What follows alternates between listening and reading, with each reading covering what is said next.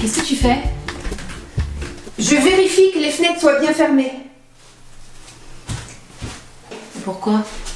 Pour que le tueur n'ait aucune possibilité de s'introduire chez moi. Quel tueur? Je sais pas. Je le connais pas. Sinon tu penses bien que je l'aurais déjà dénoncé à la police. Il y a un tueur qui traîne dans les parages? Non. Mais on sait jamais qu'il y en ait un et que je le sache pas. Enfin, t'habites au 5e étage, faudrait vraiment qu'il ait envie de te tuer. Ouais. À moins qu'ils te connaissent déjà.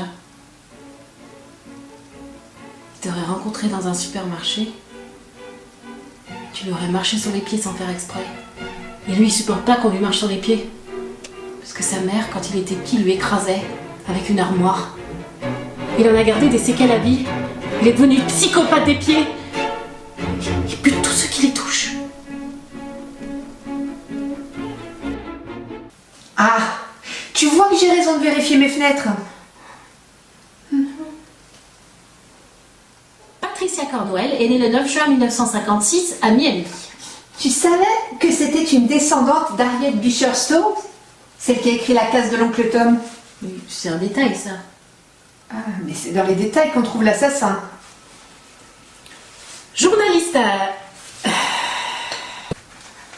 Journaliste spécialisée dans les affaires judiciaires, puis informaticienne à l'Institut médico-légal de Richmond, elle s'est inspirée de la directrice de la morgue pour créer son personnage de roman récurrent, Qu'Escarpeta.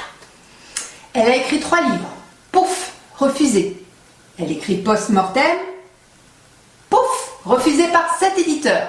Et enfin, paf, succès.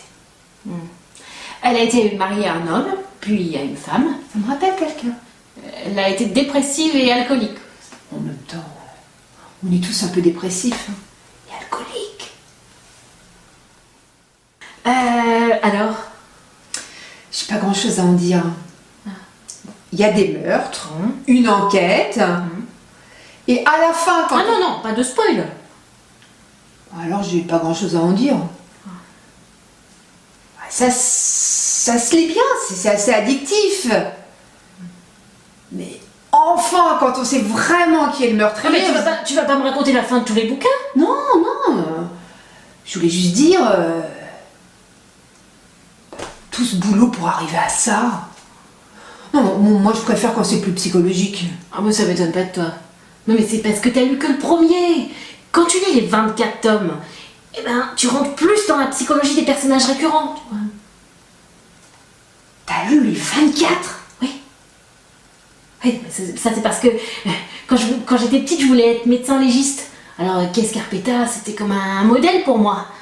Et sa façon de vouloir contrôler sa vie, ses relations avec sa nièce, son amitié étrange avec Marino, son histoire avec Benton, tout ça, ça m'a tenu en haleine pendant au moins les 14 premiers tomes. Hein.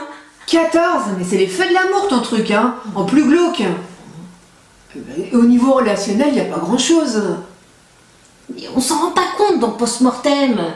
Les liens, ils se tissent au fur et à mesure. On voit pas tout de suite, tu vois, son humanité, ses failles. Et moi, j'aime bien ces failles.